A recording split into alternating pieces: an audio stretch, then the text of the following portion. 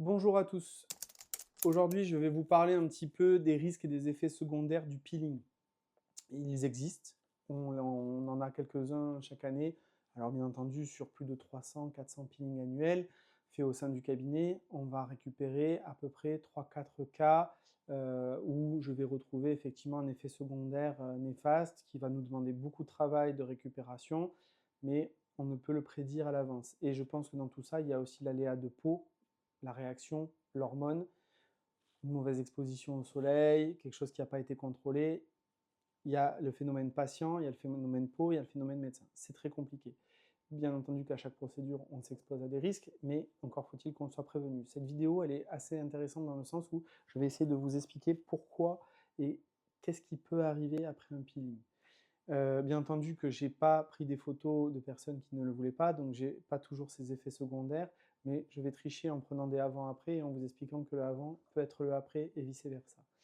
Euh, donc déjà, le risque numéro un, c'est la brûlure.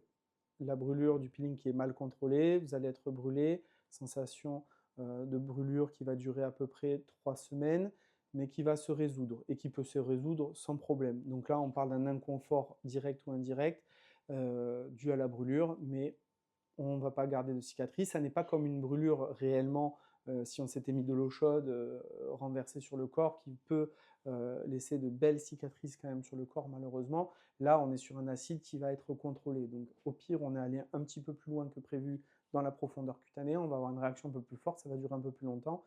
Mais on n'a pas d'irréversibilité. En tout cas, j'en ai jamais eu, je ne l'ai pas connu.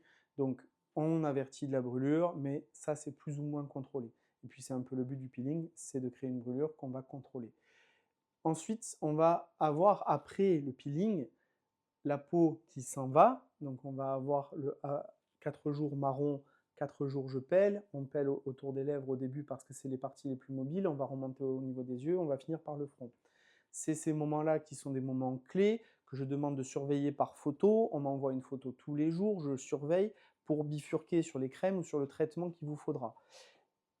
Bien entendu, malgré ce contrôle, on a des petites échappées, ou parfois, ça se passe très très bien, l'échappée se fait 15 jours plus tard.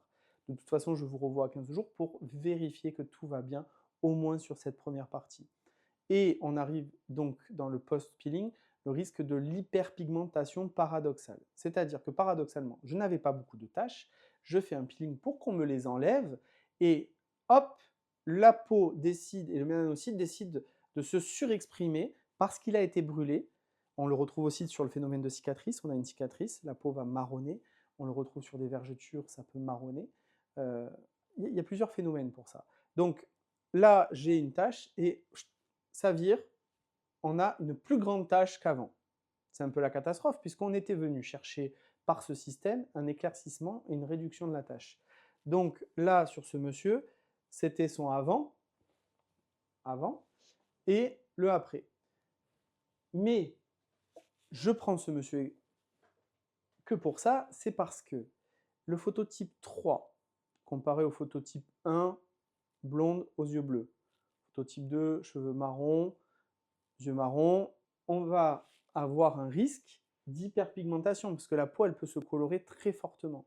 Donc, on pourrait se dire aussi que son avant est ici et son après est ici. Et ça serait une tache d'hyperpigmentation paradoxale. C'est-à-dire que c'est un monsieur qui vient avec une bébé tache, parce qu'on voit, par contre, si on refait le parallèle, avant, après, très bon résultat, mais il reste une tache de fond qui n'est pas finie parce que ça n'est que le premier peeling.